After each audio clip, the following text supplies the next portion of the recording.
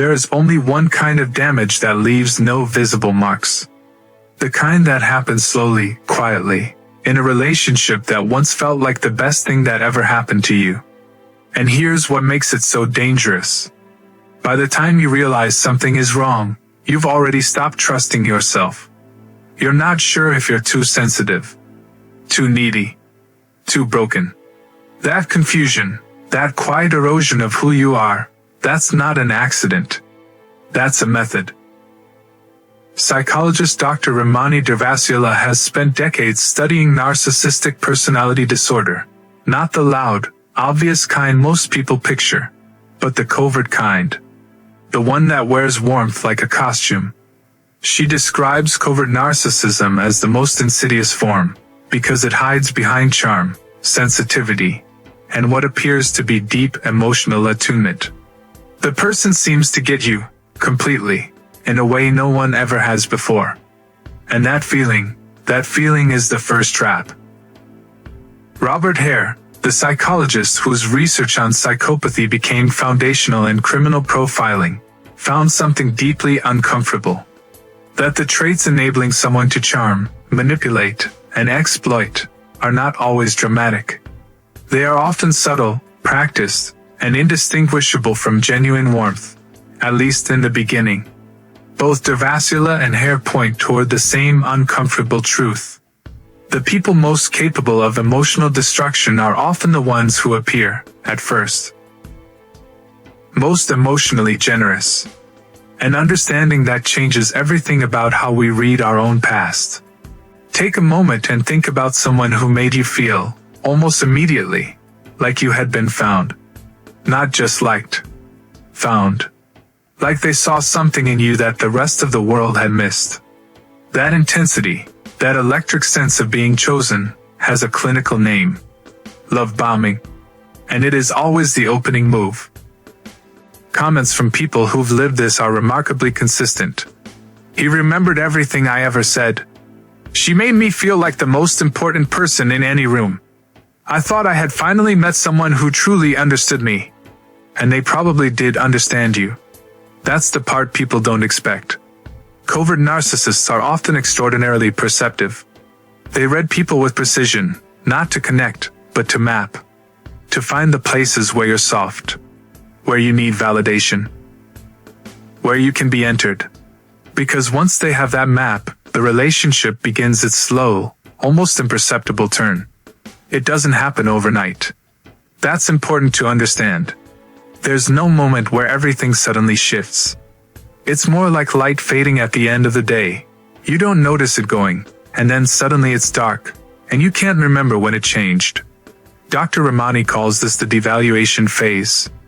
The love bombing cools. The attention that once felt overwhelming starts to feel conditional.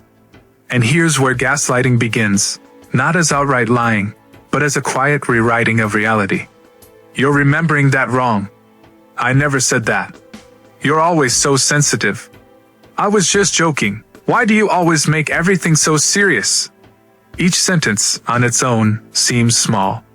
Even reasonable. But repeated, layered, delivered with just enough calm certainty, they begin to do something to a person. They make you doubt the ground beneath your own feet. This is what Durvasula describes as the most insidious feature of narcissistic abuse, not the cruelty, but the confusion. Because cruelty you can name. Confusion you carry around like a question you can't answer. And just when the confusion peaks, just when you're most destabilized, comes triangulation. A third person enters the frame. An ex brought up constantly.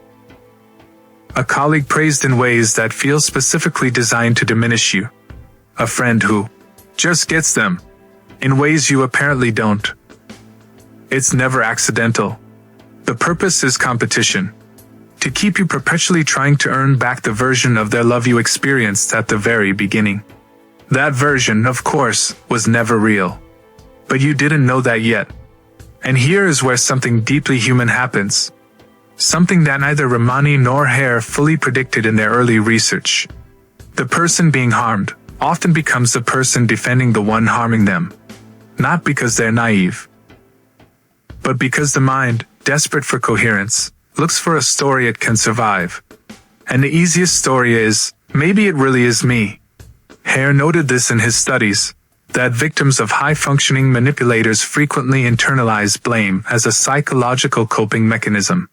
The alternative, that someone they love deliberately engineered their confusion, is simply too large to accept all at once. So the self shrinks. Quietly. Gradually. The things that once defined you. Your opinions, your humor, your friendships, slowly get edited out of the relationship. Not taken. Surrendered. Because it was easier than the argument. And one day you look up and you don't quite recognize yourself. That moment, that disoriented, hollow moment, that's usually when people first start to see it. Not because the narcissist changed, but because you finally ran out of self to give. Dr. Ramani says the recovery from narcissistic abuse is not about healing from what was done to you. It's about relearning to trust your own perception. Because the real damage wasn't the arguments, or the coldness, or even the betrayals. The real damage was the systematic dismantling of your ability to believe what you experienced.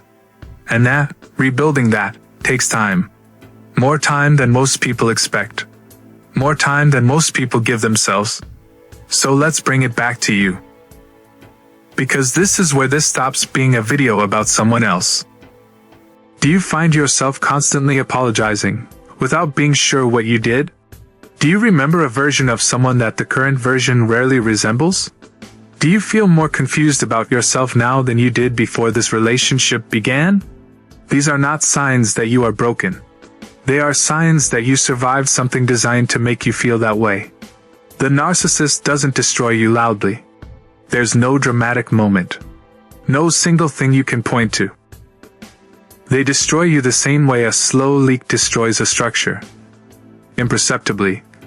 From the inside. Until the day you notice the ceiling starting to fall. The first step isn't leaving. The first step is just this, believing what you lived. Because you did live it. And it was real.